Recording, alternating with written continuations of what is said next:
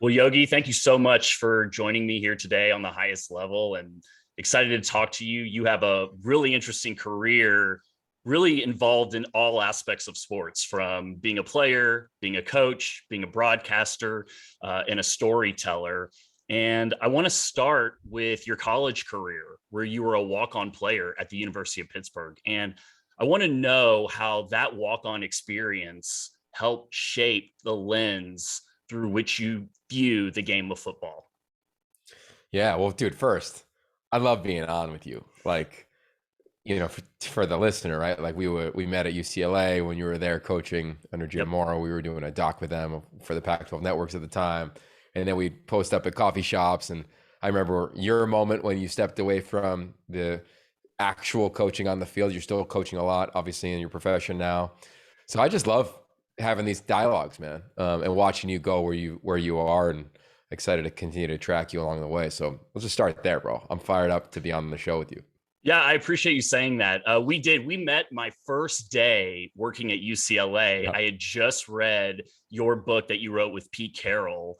And I was sitting in the offensive staff room and I heard from outside, yeah, I'm Yogi Roth. I'm here to see Noel Mazzoni. And since I had literally just read your book like 2 weeks before, I walked right up to you and introduced myself. You had no idea who I was, but that was the start of a great friendship. And so I appreciate all of your fellowship and all of your guidance through the years. So thanks so much, man. Yeah, bro. Of course, it's fun. Like you probably do it a lot now as well. You talk to a lot of coaches that are thinking of getting out or just got out or whatever. So like you become a vessel of experience to share. Like, hey, there is this other world outside of it. It may not be as you won't have the highs when like you do when you're in it, but there is a world that exists, which I think is hard when you're coaching and you're in it. Uh, as you clearly have lived. Yeah, it's difficult when that's all you know, Yeah. and the fear of the unknown, stepping away from that and not knowing what you're going to do or how you're going to use these uh possibly transferable skills into my next chapter. But yes, a lot of those conversations, and you had a similar path that I did, and we'll get into that here in a little bit because I know you and I share a lot of commonalities when it comes to that. Yeah, yeah, totally, bro. All right, so I'll finally answer your question, I guess. Right, how did being a walk-on view my lens on football? Probably dramatically. I think I've always been like a lot of your listeners, if you to archetype who we are, personality wise, we might fall into the walk-on personality, right? Chip on the shoulder, strong belief in ourselves, only seeking an opportunity and a chance. I'd say I'm the same way now as a broadcaster, or as a parent, or like when I met my wife, I was like, just give me one date, I'll turn it into a lifetime. Same thing as a walk-on. I was like, give me one rep, and I'll turn it into a career, and you'll put me on scholarship. And that's basically what happened. I think the way that my walk-on experience began was perfect for a walk-on. Here's how it went. I walked into the locker room. I had gone to school in the summer. So summer bridge was basically what I did at Pitt. And in the year 2000, that summer bridge wasn't a thing. I just went in and I was like, I need to get here early. I need to get a leg up on the other receiver coming in who was on scholarship. I need to just assimilate to college football. I was extremely driven to prove that I could be a Power 5 D1 player. I got there early, had a good summer. And then when actual camp started, I went to the locker room and looked for my locker and couldn't find it. And I went to the equipment manager and I was like, hey, I looked in the 80s, I looked in the 30s, I looked in the single digits, I can't find my locker. And he goes, well, what's your name? And I was like, okay, interesting. That's interesting. Right? He's not saying that to many other players. But okay, I said, my name is Yogi Roth. And he looked and he kept flipping his pages on his, I'll never forget it. He had this like kind of binder and he's flipping through it and he goes to the last page and he goes, oh, Roth. Yeah, you're locker 106. And I had played football at the time for a handful of years, and I never saw anybody wearing the jersey 106. So I went to locker 106, which was deep in the hood, like way deep in the corner, and I saw D lineman's face mask. I saw cleats that were 2 sizes too big. I saw a girdle with pads that were too big. And at that exact moment, I can remember saying like, okay, I'm going to be in a relentless pursuit of a competitive edge. Like, bring it. Like, this is as fun as it gets. And I really accepted and embraced the realities around being a walk-on, which basically meant that like you weren't going to be anybody's priority. In fact, the coaches wanted to prove that they were right in their evaluation of the other players they brought in on scholarship. So I just embraced that early on versus tried to fight it, and embraced the idea of like, hey, I'll turn one opportunity into two, into three, into 10, into starting, into a scholarship, into a career. And that's how I view life, man. Like, I think the only negative of my lens on life from being a walk-on was that I was always out to prove other people wrong when I was a player, which sucked the joy out of my career. I try to advise players now, especially in a world of social media where you're like, beat the haters. My whole thing is like, prove yourself right and embrace the fun along the way versus, welcoming a fight along the way. And I was too combative with my own self as a walk-on. So that's the one thing I would have shifted. But ultimately, I view everything through the lens of living like a walk-on, uh, realistically as a football player, but also in my day-to-day life. And where do you think that came from? I mean, most people would see the D lineman's face mask, the locker that's really not in the locker room, and maybe be a little intimidated, or maybe not be so quick to just embrace that challenge. Where do you think that came from for you?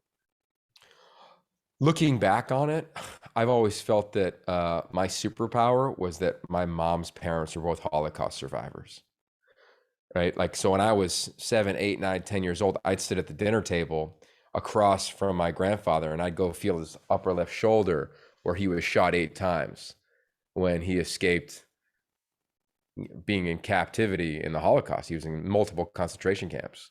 And I just remember asking my grandmother, tell me about what it was like when you were 12. Because when she was 12, she was walking home from school and her teacher pulled up beside her and said, you can't go home. And she said, why? She said, your whole family was just murdered. In fact, they were all axed to death. And she went on the run. And they had this life and these paths that were dramatic, right? They were literally living through a war and fighting through exile. And they saw a bright light on the other end.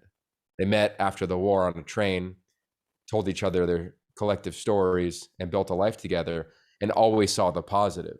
So for me, I always had this superpower of like, part of it is the story you tell yourself. It was like, you can't frustrate me. Like, nothing will be harder than running for your life or being dead in, the forest after escaping a concentration camp and being, willed back to life. Like, nothing will be like that. And that was always my thing inside. I didn't voice it a lot. I didn't talk about it a lot. I didn't share it a lot, but that was my superpower. So I think that's where it came from. Like, I love back against the wall. I love getting knocked down because I'm going to pop up before you even celebrate. Like, that was always my thing. And it was because I think I got to hear those stories. And in my warped mind as a kid, I was like, Yogi, this is part of you. Like, you're a fighter. Embrace that. And I think I always have. And I think now as I've gotten older, of course, like, you embrace it in a little bit of a different lens. But that's where my grit, my fight, my passion, my perseverance, that's where it all began, I believe. Yes, I think the power of stories is a very underrated aspect when we're talking about the culture of a team, or of an individual person developing that type of mindset, like you just mentioned. Not to the degree of which you just talked about, but I have similar stories that were told to me, and I even think subconsciously I wasn't even thinking about them, how it was instilling work ethic in me. But I think as I look back, like you just mentioned, you kind of view that and you're like, oh, I was hearing these stories about grandma and grandpa and mom working her way through college, and that I think indirectly influenced my work ethic as well. And obviously the power of stories is something that is very central to the work that you do now. And I know that you worked with Larry Fitzgerald, who is an all-time great NFL player, but you played with him as a college athlete. And I just want to take you back to that time. And was there anything that separated him? Obviously, he was very talented. We're all very aware of that. But was there anything else that separated him during those early developmental years? Yeah.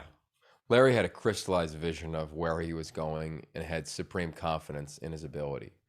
And I believe that was created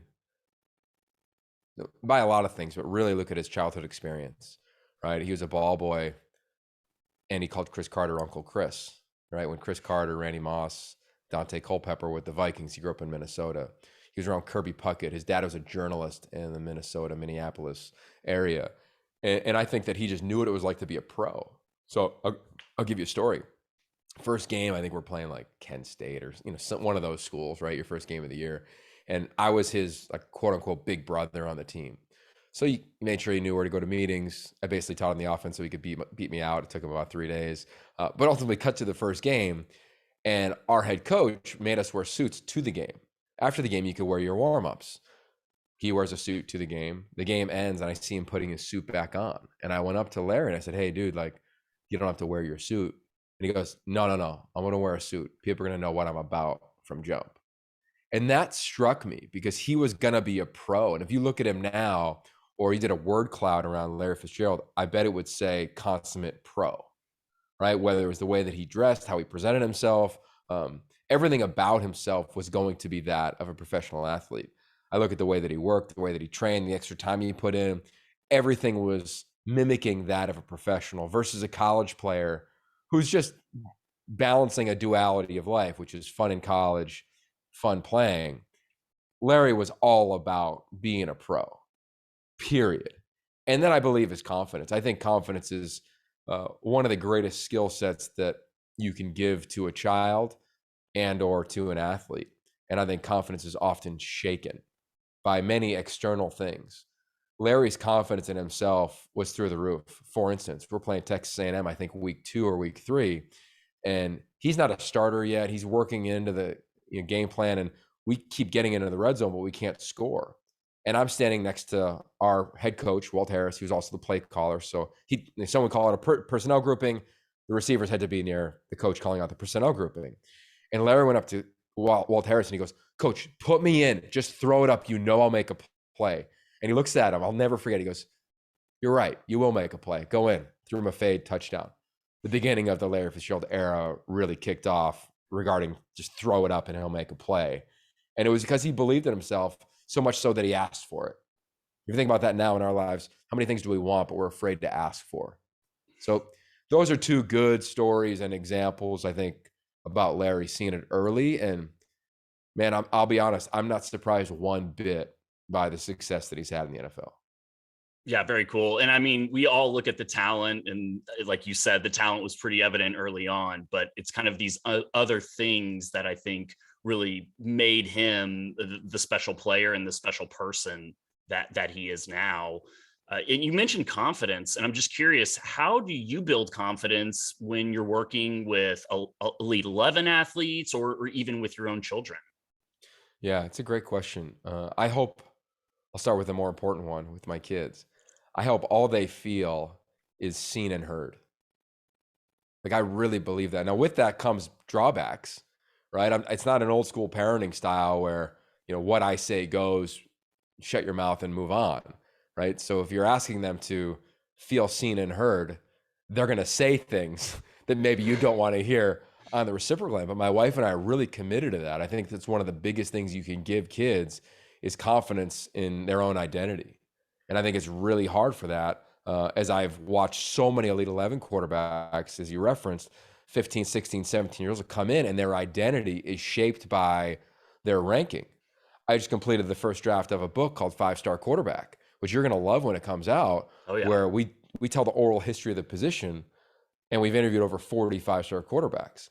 And so many of them were wrapped up in the identity of someone telling them, you are this. The worst thing that could happen to me with my own kids is they become what other people tell them, which is a thing, a star, a ranking. I want them to hear what people tell them and decide, like, yeah, I'm going to wear that. I'm going to wear the word integrity, right? I'm going to wear the word respect. I'm going to take off the word judgmental. Like, I hope that they get to that place. I mean, we're going to screw it up, every single week we do, but that's the dream. How do you teach it? You teach, and I'm totally stealing this from Dr. Michael Gervais, where he would often walk into the Elite 11 rooms, and he did it the first time in 2009 and said, how do you describe how to build confidence? And everybody in the room gave a different answer, from Jameis Winston to Gunnar Kiel to Tanner Mangum, thinking about the kids back in 2009. And he goes, yep, that's good. That's good. That's good. That's good. That's good. But all of you are wrong. Confidence comes from what you say to yourself, your self-talk. So we often ask the quarterbacks, hey, after you throw an interception, like, what's the first thing you say? Right? Or when you see somebody in your DMs, what's the first thing you say? And if it's, I suck, I suck, I suck, imagine the amount of times you're jabbing yourself. And as a parent or as a coach, it's your responsibility to hear what these kids are saying to themselves. Whether you see it in the way that they walk, the way that they talk, the way that they act out. I mean, they're not necessarily always going to use traditional words and sentences, but we're always telling a story to ourselves about ourselves. Can we be connected to that? And I think that's really hard. So I think we do a good job, as good of a job as we can in the Elite 11 in a matter of a week. I hope I'm doing a good job as a parent. It's where I'm pouring all my energy, man. And when we're talking about kind of this positive self-talk, you worked with somebody after your playing career. You went to the USC football team to work with Pete Carroll. I can remember at the time, this is back 2005, I was just beginning my coaching career. And Pete Carroll was somebody I was always drawn to because of this positive approach. It was something different than I had experienced in my own experiences as a coach and as a player. And I just want to hear from you, like, what did you learn from working under Pete Carroll as one of his assistant coaches? Yeah. Well, because you were in Miami, right? Didn't you just stint in Miami? Yes. So around this time I was at SMU, and then after that I was with the Miami Dolphins. That's funny, right? Because he almost went to Miami. I remember he went Oh, to I didn't know Costa that. Rica, and the owner, I forget, or maybe it was the former owner, flew to Costa Rica to talk to him, right? So if you think about it, like, there's a world where you're working for Pete Carroll too, but he obviously turned the job down. I think for Pete, excuse me, there's so many things that I could talk about, but I'll go back to what I said earlier. Everybody felt like they had a voice. I was the youngest guy on the staff, the lowest guy on the totem pole. And I remember walking into practice the week we were playing Texas in the national championship game of my first year on the staff. And he's like, what do you think of the game plan? I was like, you really asking me? But he wanted to know what I had to say, right? And it made me feel heard. The 105th guy on the team, he knew his name and he knew something about him. Like, he did that to everybody. And then you add in his whole approach, which was centered all around the word competition, which had to do with competing together, not competing against, right? If I could be Sam Baker, All-American left tackle, going up against Brian Cushing, All-American edge rusher, Frosty Rucker, whomever it was all about, like, dude, you're going to make me better today. I'm going to make you better. Now, I might kick your ass and you might kick mine, but we're going to get better. And it wasn't, I'm just going to beat you and you're just going to beat me. And that was such a buy-in as a collective that it made everything fun. Right? I coach Little League now and basketball for our 7-year-old. And I'm always telling the coaches, as we create competitive drills, that competition is fun, right? Like, your kid or my kid, if they get beat, it's not about them losing. Let's make competition fun. And you can still tell that's a challenging concept to embrace. It's easy to say probably in coaching, but if you don't really work it with your team, if you don't illustrate it, and I think you have to even manipulate it. It'd be the last period every day in practice. We would score every period, every snap, and you'd see Pete manipulating it. So it came down to the last play in team in 11 on 11, 7-7, who wins it all, right? He would manipulate that, but that was his job as the orchestrator of the program. And you just felt the vibe: elevate, elevate, elevate, confidence, elevate, elevate. I feel seen, I feel heard, I have a role. I might just be on kickoff or maybe just scout team kickoff return, but I have a role. And he's still magical there. He's still magical there, man. And I love that it's had such an impact on young coaches. Sean McVay, he can quote Pete Carroll's book like it was yesterday. I remember when I met him, he goes, I read it. I know all about this, this, this, and this. And you see this next generation coming up, or the older generation adjusting and adapting to the joy around competing versus, I need to be a hard ass, yell at you, scream at you, show you I'm in control. One can say that it worked back in the day, but I bet the teams that even had that won weren't as good as they could have been. Yeah, and I think what you're describing, at least it seems like there was a lot of authenticity to his approach. This was really core to who he was. And of course, I've read your book. And one of the things that struck me was that he was nearly 50 years old, twice had been a NFL head coach, and kind of described that period after he was fired the second time. Like he didn't know what it took to coach a team. He knew football, but he didn't really know what it meant to have a vision, implement that vision. And I was going to ask you what it felt like to be a part of that team, but you kind of described it where you felt empowered and it was fun. And that's a very special thing because, it's not always like that. And especially when you're in highly competitive environments. Was there anything that he did specifically behind the scenes to kind of help bring that out? Or was it just as simple as, like you said, where it was just a genuine fun every day? No, he worked it, man. And he coached the coaches hard. I mean, I think a common misconception of Pete is that like he's all like chewing gum and big white shoes and laughing and fist pumping all the time. Like, dude's as serious as it gets, as competitive as it gets. Staff meetings would be legit. They wouldn't be demeaning though. And they wouldn't even be like dramatically demanding because guys wanted to play for him and coaches wanted to coach for him. Coaches wanted to be organized for him. We all knew the reality of SC was a launching pad. Right? I mean, look at everybody who launched out of there. Lane, youngest coach ever to the Raiders. Sark, UW, he's continued on. Mark Jackson, athletic director of Villanova. I mean, my broadcasting career has been over 15 years because of what I did at USC, right? I'm the least amount of launch pad guys, but everybody launched out to a head coaching opportunity or a big time opportunity in their lives. So we all knew it. So there was no like, I have to grind you to grind you. There was no, I don't want to like throw certain names in here, but like you read enough stories about some coaches that, they're just hard to work for. And it doesn't have to be like that. And Pete knew that. And I think you go back to that impetus even of his book in the first page. I mean, I have the book over my shoulder here where he said, I slammed the book shut, stunned. And it was all about John Wooden. He didn't win a championship in his first 15 years, but then he won 12 in the next 13 or whatever it was, because he figured out his philosophy and his approach. And I think that was Pete. And with that was, of course, like pushing some buttons. Like I always call him the ultimate point guard. And they would say the same thing in Seattle now, bouncing from room to room, bouncing from player and coach to player and coach. Like quick story, he used to say to me about Kenny Norton. I remember this example like it was yesterday. He said, hey, go up to Kenny and tell him that you and I were talking and that I was telling you how so impressive. He goes, watch what happens. I'd go outside a couple hours later, practice, go up to Kenny and say, hey man, I was just talking to coach. And he was so impressed with the linebackers. And you'd see whether it was Kenny Norton or another coach be like, stick your chest out a little bit. Like you feel affirmed in a different way.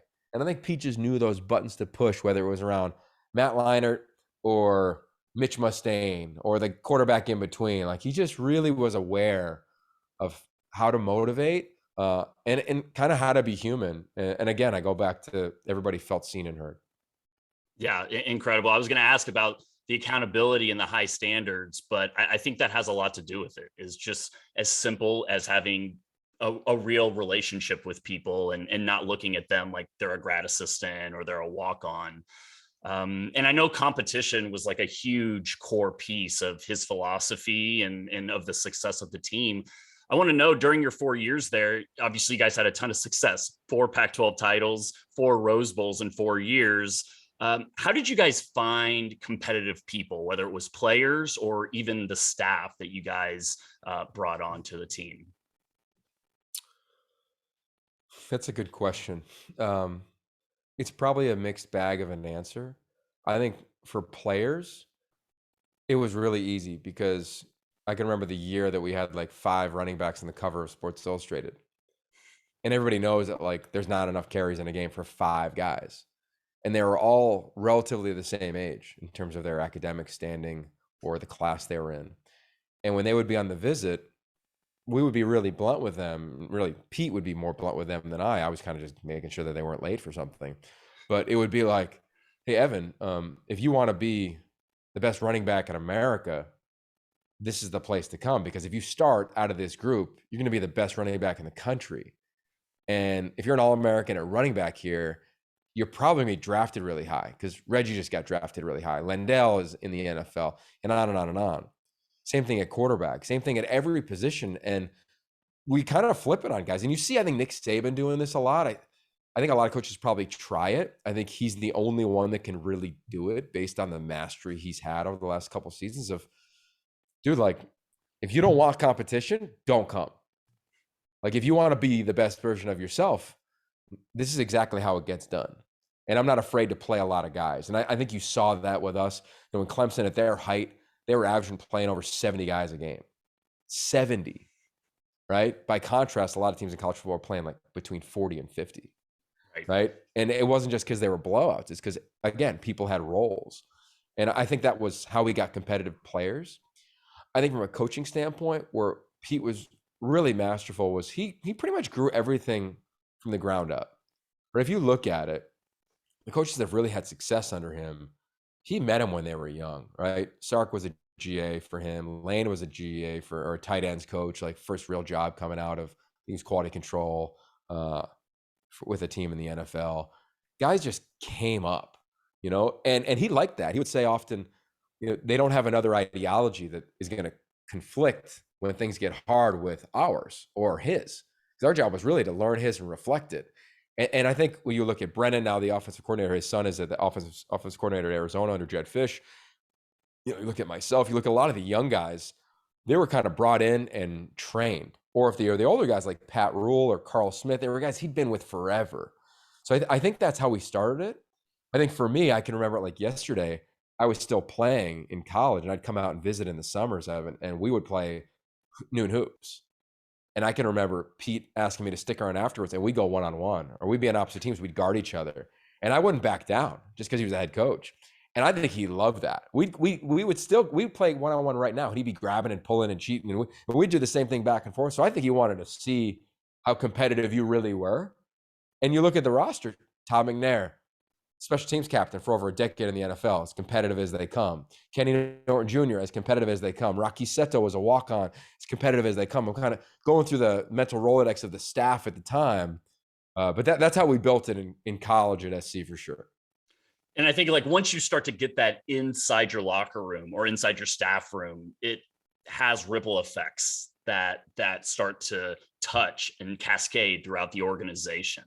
And it's interesting listening to you talk because I recently gave a speech where I kind of talk about the similarities between Pete Carroll and Bill Belichick and how people look at them from the outside and they think that they're completely different because of one's super positive and everything is great.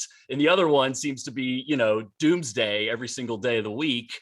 But that's not really who they are. Those are kind of like outside views that we have. And they're really doing the exact same thing. Like you said, building people from like molding very young coaches, looking for that competitive style.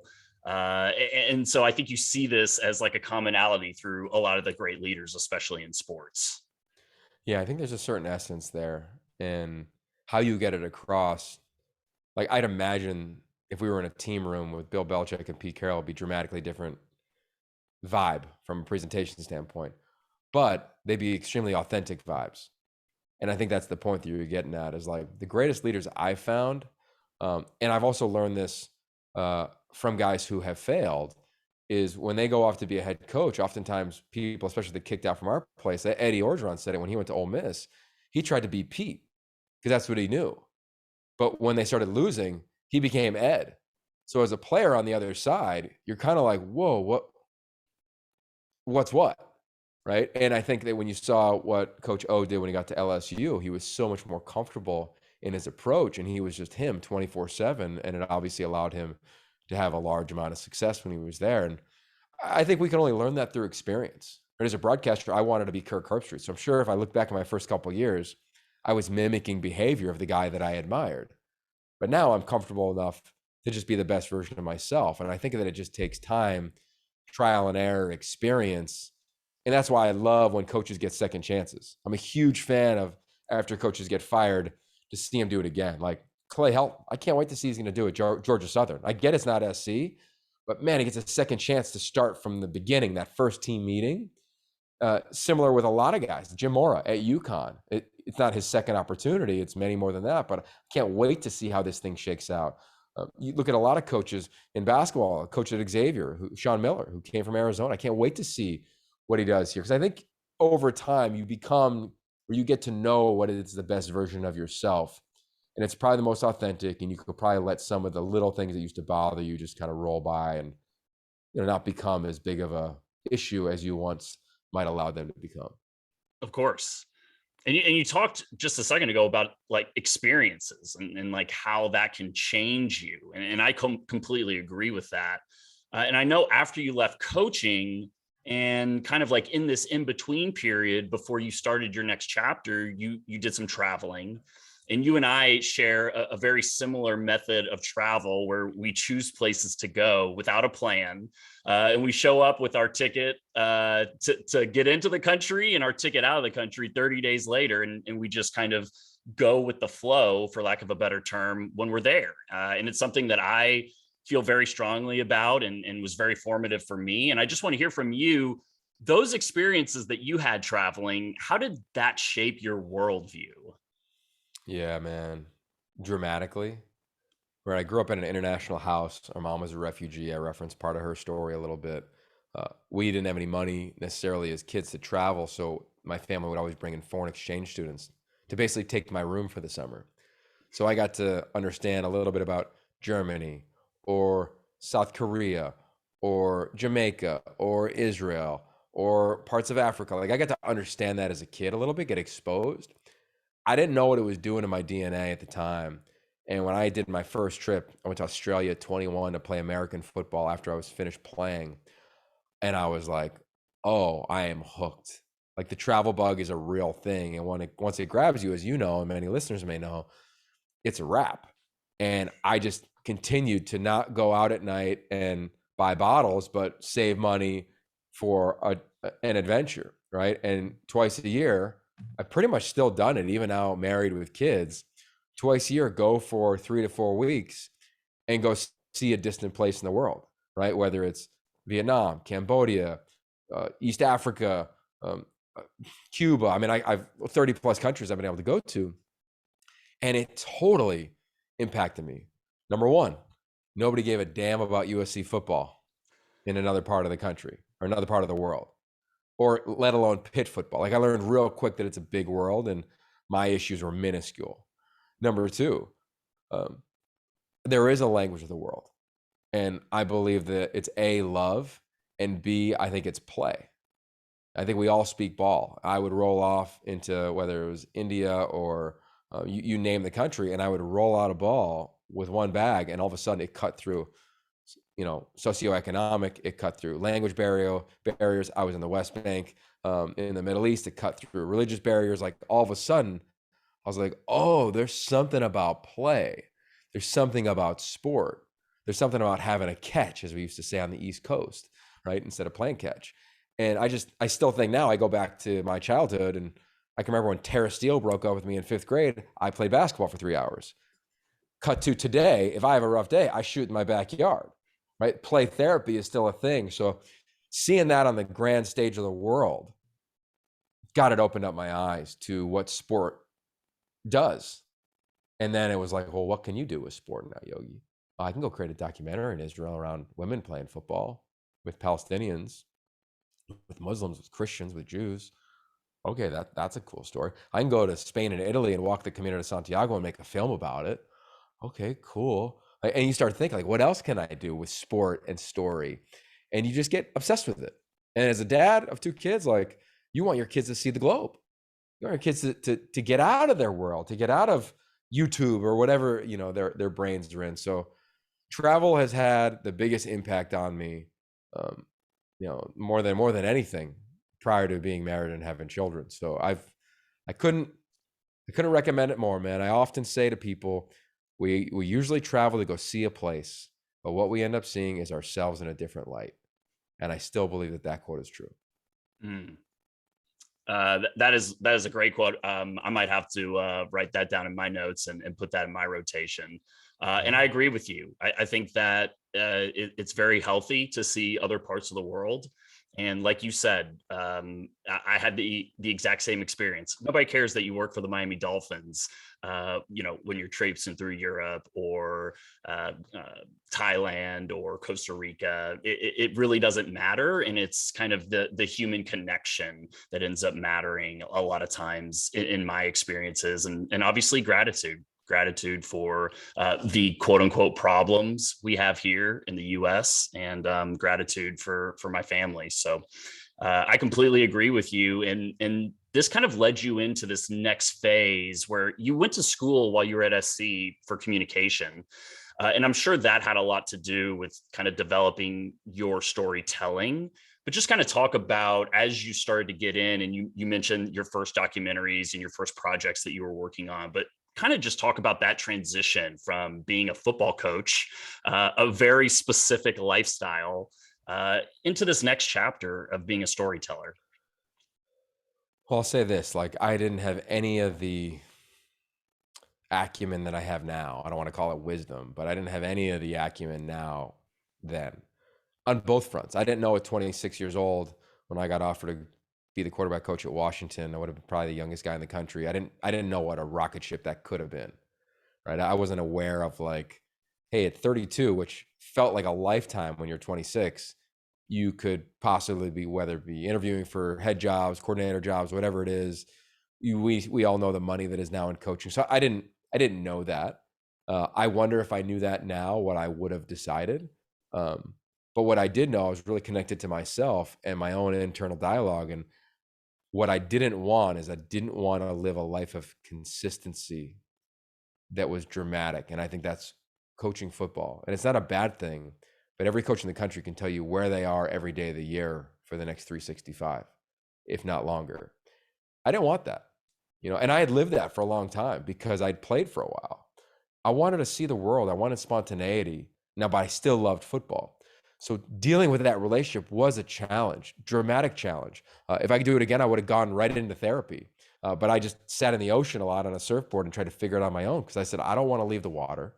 I love living in LA. I'm a kid that grew up in Pennsylvania. If I was coaching at Iowa or Michigan or Texas, I'd probably still be coaching. Excuse me. But I was in LA. And every Tuesday in the off season, I was going to acting class. And I was meeting this community outside of one that I had ever experienced. And I'm saying, there is more to life. I'd be traveling, as I referenced in the off season. There is more to life. I wanted more at the time. And I took the leap. And I'll never forget kind of sitting in my apartment being like, okay, I don't have any money. I don't really know what I'm going to go do next, but I'm going to be okay. And that's all I knew. Cut to, got an interview with Fox, beat down the door for the interview, beat down the door in the interview. They let me become a broadcaster. Mentor of mine at ESPN named Michael Fountain said, hey, tell me about Matt Barkley. And I said, I'll tell you all about him. Put me on the air. And he goes, what? It's ESPN. And I said, I know, I don't have a job. And he goes, okay. Put me on the air, led to 2 straight years of being on College Football Live for free. I didn't even get paid. It was something, it was like HR probably is not happy about hearing that, but that was the reality. I was trying to do whatever I could to get in. Cut to Sark at the head coach at UW. He said, hey, Jake Locker's coming back. You should tell a story about this guy. I said, story? I don't know how to do a documentary, but at SC, I was running USCfootball.com. It was called USCripsit.com back in the day. So they had me in charge of all of our short little content, right? This was before social media existed. So I said, I think I know how to do it. I have access. I called ESPN and said, hey, I got access to Jake Locker. Can we do a documentary? They said, sure. I learned how to turn a camera on from the director, how to edit, what music was like, and I understood the power of access. So I started to leverage football and my relationships and the trust I had in that community with filmmakers, with storytellers. And while I was there, I was asking them a boatload of questions. How do you do this? Why'd you do that? Why'd you make that choice? And all of a sudden, I started falling in love with the power of story. Simultaneously, I'm calling games. So net out 15 years later, I've told over 20 docs because of access and trust within the football community.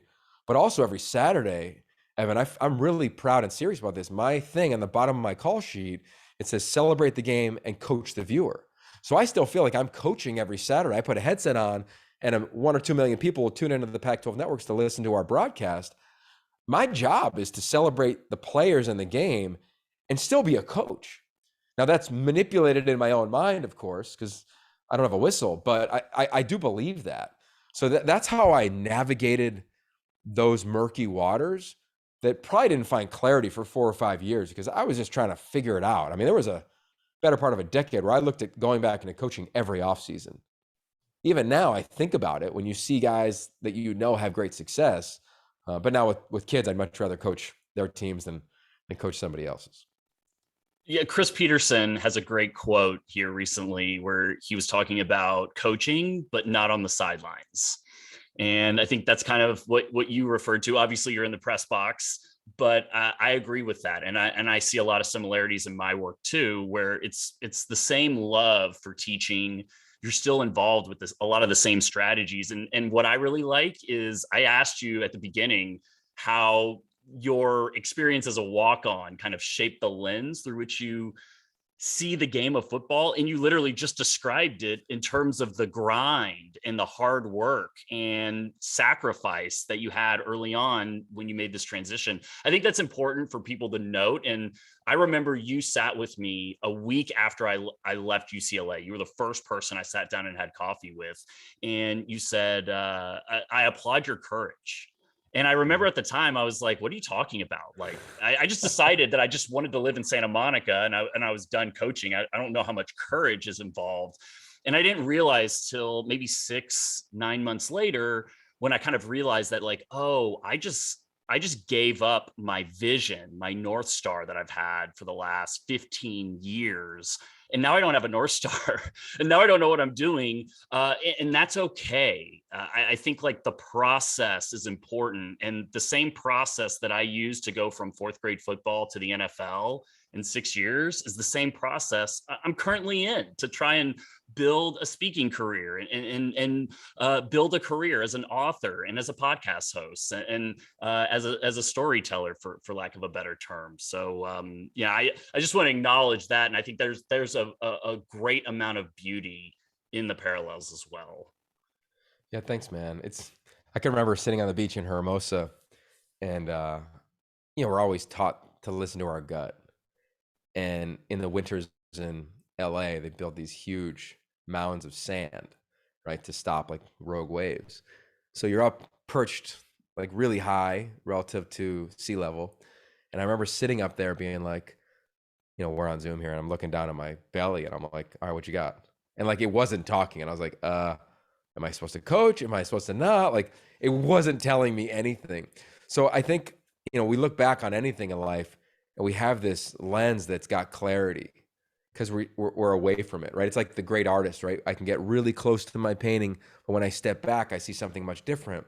That's what our conversation today is like. But when I, rewind back to that day when I was so close to a decision, I was a disaster, dude. Like, I didn't know what to do. Like, when you left coaching, same thing. Like, you think you're gonna coach. Like, I thought it was gonna be John freaking Wooden, right? Or Pete Carroll or whatever it is. And you walk away, and there was definite moments. I leave coaching and I get in a plane because I was pissed I didn't become the quarterback coach at SC. A guy, Pete, named Jeremy, I'm blanking on his name. He came from the Broncos. He named him his OC. Jeremy Bates? Jeremy Bates, yeah. And who was awesome. Like, fine. Like, Jeremy was super, super cool, always great to me. But I didn't get the job. And I was pissed. So I hop on a plane and I go right to South America. And I'm like, screw this. And I begin this like 2-month sojourn. And I can remember being in Easter Island, which I'd highly recommend anyone to go to. These huge moais, got one sick, long right wave. It's just an island with 2 roads, one all the way around and one down the middle. Scooters, fresh food, like whatever.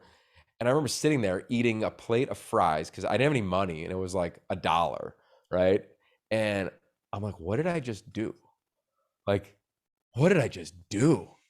And like being like, oh my God, like, should I go back? Should I try to go get this job? And I think the lesson is that, like, look, every move we make isn't going to be the best move, but it's going to be the next move. And I really believe this. And it's kind of like I have a chess coach. His name's Seth Mykowski, who now coaches people at UCLA. He'd be great for your podcast someday. But he often would say when he would coach us in chess, he'd be like, well, why don't you go take the knight? And I'll be like, well, I'm setting it up to 2 moves from now, I'm going to take their queen. And he goes, well, you don't know what they're going to do. Just take the knight and see what happens. And it was a huge moment for me to be like, yeah, just take the night and see what happens, right? Take the next move that you feel is the right move and see what happens, because it's going to open up a bunch of different doors that you may not be prepared for. For me, a boatload opened up that I was not prepared for. So yeah, I guess net, it's like, we never know what is the right decision, but once we make it, we got to feel like it was the next decision, and let's go ride. And that's what I would recommend to anybody who's finding themselves at a moment where they're at a proverbial crossroads. Yeah. We could get going and talk about this for another 2 hours, I'm pretty sure. And I know this, a wide range of, like you mentioned it, film projects. You have a podcast. Obviously, you're telling stories not only in the games at Pac-12 Network, but also in studio. And I just want to know, through all these conversations that you've had, is there any that have changed the way you've looked at things? Yeah. Oh yeah. Oh yeah, man. I mean, Is there maybe like yeah. one that stands out that was maybe impactful or influential for you? Yeah, I'll tell you. So I don't know, call it 30, and I'm doing my media thing. I'm in the true hustle of my career. I'm 40 now, right? So I'm 5 years in broadcasting, being on air, being quote unquote talent. And I get an audition with Entertainment Tonight, a long time Hollywood entertainment news show. And I killed the audition. I'm talking, I walked in and was like, home run, let's go. The next day they call me and say, hey, we need you. The person who's covering the Espys is sick. We don't know if you're going to get the job, because it was for the main anchor. But would you like to go kind of do a trial run? But it's going to be on air. And I was like, oh, hell yeah. The Espys? For real? Let's ride. So I get there. Never in my life had been on a red carpet before, bro. To give you an illustration of what a red carpet does, if you haven't been on there, or if the listeners haven't been on one, they have these things called positions. First position, that's where like ESPN was, because it was the ESPYs. Second position was Entertainment Tonight. Third position would be like The Insider or whatever, like another entertainment news. Fourth position might be like Fox or NBC or whatever. And all the way down the red carpet, it goes all the way to like blogs and social media people. So we're in like second position, huge ordeal. And I go to like get makeup done. They're plucking eyebrows. They're doing shit to me like I never even knew existed in entertainment news. So I get there and they're like, okay, yo, this is real easy. All we want you to do is ask the athletes, would they rather be entertainers? And the entertainers, would they rather be athletes? And if you can, ask them what they're wearing to give the brand a shout out. Dude, layup central, right? So I'm asking these questions. I'm clearly not that engaged with who the people are. I didn't know half the celebrities. I didn't care what any of them wore. And I thought the questioning was rather lame. I felt that way. The questions probably came out that way. The answers definitely were in return that way. Halfway through, the producer looks at me and he goes, dude. And I go, I know, this is not going good. I said, can I please just ask the questions I want to ask? And he said, anything is better than what we have right now. I said, perfect. So I started to ask questions that really matter to me. The year I was there was when Michael Sam was awarded. He was the first openly gay player ever drafted. It was the year Stuart Scott was honored. He was battling at the time prostate cancer. And those are like two huge storylines in sport. Anybody who knows me knows that I have a major goal, which is to end homophobia in sports. My brother is gay. I'm a huge proponent of ending any of that language in locker rooms or from coaches or in that community, which I think has gotten a lot better since I play, but still is a battle. And two, my dad had been battling prostate cancer. I did a film on it called Life in a Walk. All of a sudden, the questions got better, the answers got better, and I'm interviewing from The Rock to Drake to Robin Roberts. You name the celeb is coming through, and I'm killing it. And what did I learn? And I tell this to students in broadcast classes all across the Pac-12 when I go in and talk to them on Fridays before calling their games on their respective campuses, is that you are going to lean into whatever you lean into. Whatever you have interest in is going to naturally come out. So listen to it, feel it, be connected to it. If you listen to me call a game on the Pac-12 Networks, I pray to God you would say, damn, Yogi is celebrating the game, and he is really about the humanity of these players. I'm learning a lot about football, but dude, he doesn't hammer anybody, because that's not what I'm about. That's not what I'm about, unless I feel the need to. And if I do, it was probably warranted. right? A dramatic amount of trash talking, taunting, something of that nature. But I'm never going to come down on a kid for dropping a ball. I'm going to say, he's better than that. I've seen him make that catch. I can't wait till they come back to him, right? And then I'm going to tell a story about his adversity and how he's persevered. So I hope that any storyteller hears that and says, all right, what am I about? If you love what people wear, and if you love who they date, and if you love entertainment news, ride out. I didn't. And I learned that the hard way, but in a dramatically paramount way to shape myself now 10 years later as a storyteller and a broadcaster.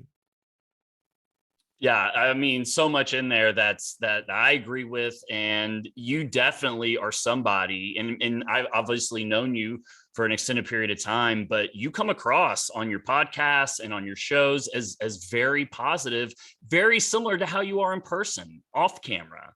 And I think that's really powerful. And I think a great lesson for anybody that's trying to find their voice or maybe in the midst of a transition. And I know we're coming to the end of our time here, and you are involved with Elite 11 heavily as a producer and kind of just setting up the entire series around getting together the most talented quarterbacks in the nation. This is the next crop of future college football stars and potentially NFL stars.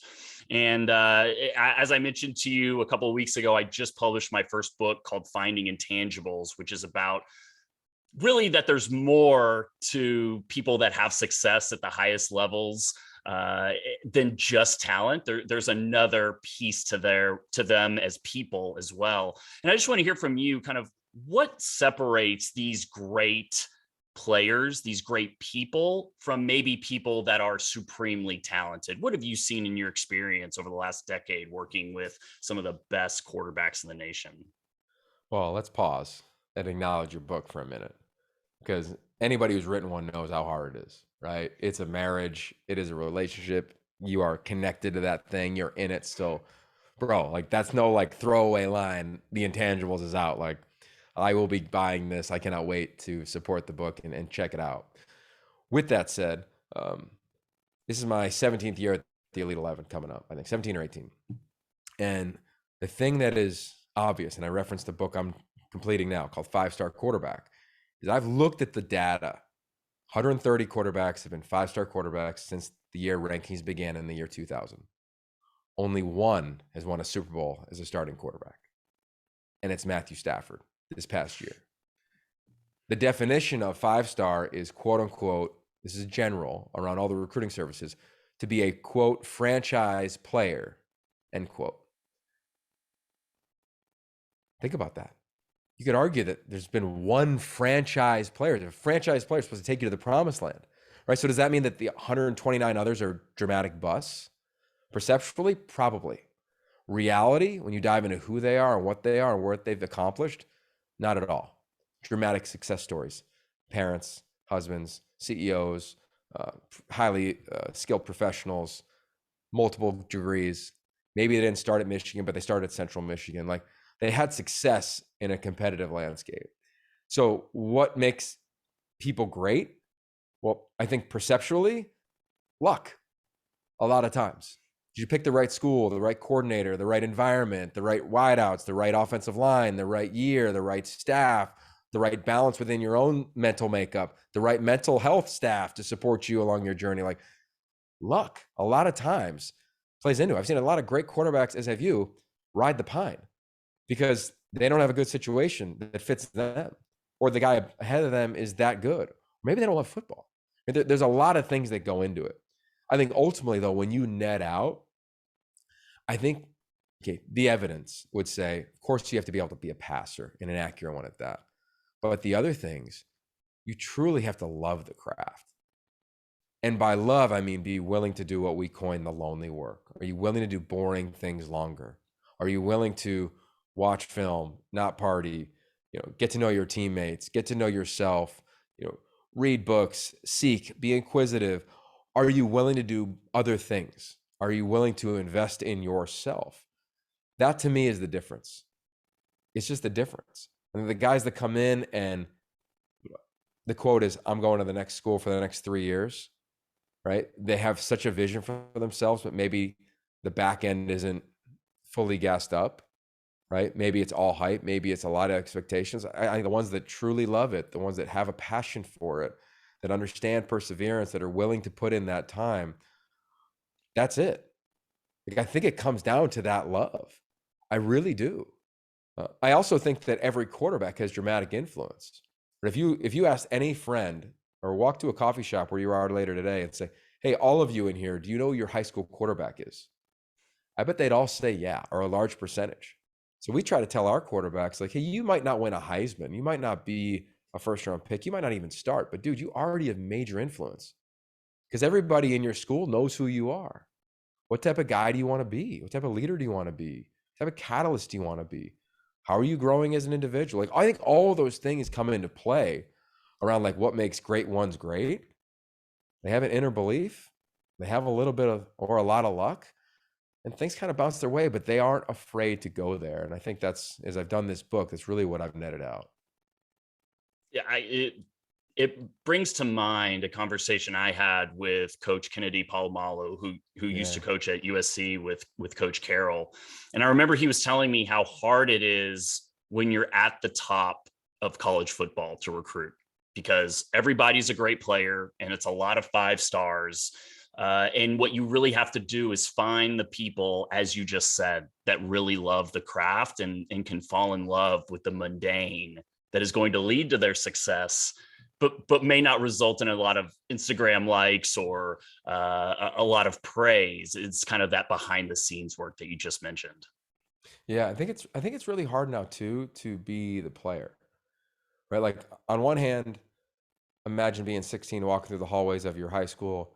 You open up your locker, you open up your phone, and you have 50 unread text messages from the likes of Saban, Smart, Swinney, Shaw, Riley, Kelly, whatever. One hand, that's a challenge because there's a lot of pressure. The other hand, it's like, well, how lucky is that kid, right? He's got 50 scholarship offers, right? So there's a duality there.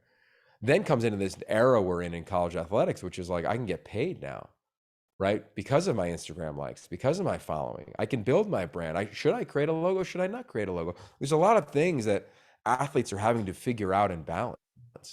There's not really a guidebook. For parents, there's no guidebook. There's no Google answer of how to be a parent of a 5-star quarterback or of an elite recruitable athlete. So I think that it's hard. And I say that because the love for the game gets questioned, I think, a lot with this generation. And I don't think that's fair, because this generation of player, they have a louder voice. They're taking ownership of that, and they should. And there's a lot they got to navigate that we didn't have to navigate, that the people before us didn't have to navigate. And I think the love just changes a little bit. Doesn't mean they don't love it. Doesn't mean it's not pure. Doesn't mean it's not agape love. It just means that it's everything around them has changed. And that's why I think for a coach now, it's more important than ever on a recruiting visit when a player says, yo, what's my NIL deal? Which is what a lot of players and parents are asking now. The first question, their first response is, I'll get to it. Let me tell you about our mental health program. Let me front load our offensive system. Let me front load what your degree is going to do for you, right? And it's on the coach and those marketing the programs to go there instead of, hey, we have this collective that can pay you $7 million at Tennessee.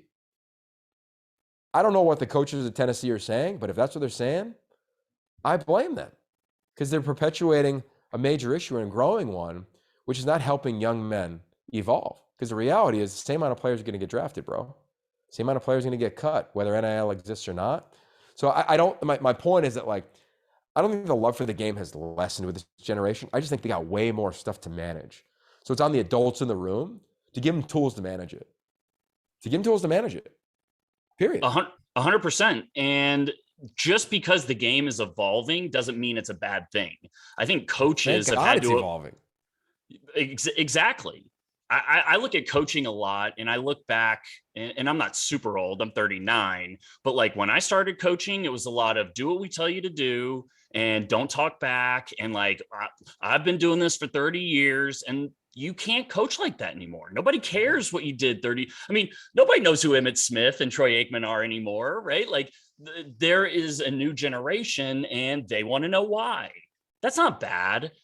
like if you're a leader or you're a coach, meet them halfway. Explain to them why you're having them do all these things. Explain to them why you want them to run a certain route or want them to do things in the off season. Like that's not a bad thing. We can evolve as individuals, as coaches, and the game can evolve too, and it can mean different things versus what it meant 20 years ago. So I think that's great perspective on everything that's happening around the game. Yeah, I think it exists in every sport. A friend of mine is a filmmaker, and he was embedded with two teams in the NCAA tournament recently. They played each other. One coaching staff, all they did was yell, "Let's go, let's go, let's go, let's go, let's go." At halftime, they were down. They just yelled things that made no sense, and the team was on their phone in the locker room at halftime. Think about that, waiting for the coach to come in. The other team, the coach had the first 7 plays scripted. They went on, I think, a 12-2 run to start the game. At halftime, gave him a speech about how lucky they were to be playing in March Madness and talked about a clip from Braveheart. Right? If you just think about like the role of that, voice, that individual, that leader, that catalyst in those two locker rooms' respective lives, changed the dynamic of the game, changed the dynamic of the team, changed everybody's bracket because it was an upset win. I'm not going to reveal who the two teams were, but it was amazing to hear from my friend who was filming the whole thing and on the inside. And I was just like, we still have the opportunity, right? Like the quote is, success leaves clues. Success leaves clues, right? And I believe that if you're really looking, you can find some clues around the ones that are really successful. And here we are in the Final Four upcoming. I don't know when this episode is going to air or not, or spring football or whatever. Whenever we listen to it, look at whatever's going on in your world and, all right, who's successful? What are the clues to success, and dig into those? Amen. Totally agree. And I'll send you a copy of my book. I kind of outlined similar principles in my book too. So I'm excited to send that to you. And to get you out of here, Yogi, I appreciate your time. I know that you have been in a bunch of different mediums in terms of storytelling, and we've mentioned a couple, but I know you're exploring a new one. And when we last sat down for coffee last summer, you were working on a children's book. And so just give us an update on it's kind of your new storytelling medium and what you're working on right now. I'm really pumped. This year has been a year of completion for me. I completed my first kids book. It's called Finding Free Fun. It's going to come out at the end of the summer, and I'm so pumped. It's got an alchemistic vibe to a degree, and it's basically about a boy searching for free fun. And I think we're in a world, especially in LA or wherever you may live, you know, inflation's happening. A lot of things are happening where like maybe you're tight, maybe you can't go to a movie and take your family for $50 or whatever it may cost, but I guarantee around the corner there's free fun. And it's something that my dad said to me as a kid, and I just fell in love with the phrase. If you asked our kids like, hey, what are you doing today?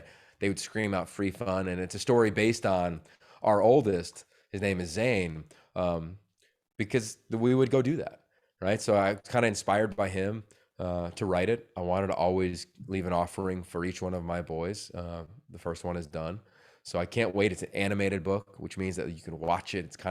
It's a new age way of telling stories to kids. So I'm pumped for that. So I'll make sure that you get all the links when it's out to be shared. I just finished a documentary called The Cape. That'll come out later this summer as well. It's a feature-length film that I've worked for about 6 years on. I'm so proud to get that done. It's about sailing around the most dangerous sea in the world. 5 people go who've never met, and they all openly talk about all their fears around the age of 30, 35. You can imagine all the transitions men and women have around that age in life. And then the final one is the book I referenced around quarterbacks called 5-Star QB. I can't wait to get that one out. I hope that comes out at the beginning of the season as well. And then we'll see what happens next. But it's been a really fun off season for me of leaning into these 3 stories, getting them done. And now I get to go off into spring football and hit 8 campuses or so in the Pac-12 and dive back into still what is my number one passion, which is the sport of football and the stories within it. So I can't wait to hit the road, man. So great. And I think if we ever do a follow-up podcast, it needs to be focused on how you can balance all these different projects and still perform at the highest level. So until next time, Yogi, thank you so much for joining me here today. And it was great catching up and hearing your stories. Anytime, bro. Congrats on everything. Much love.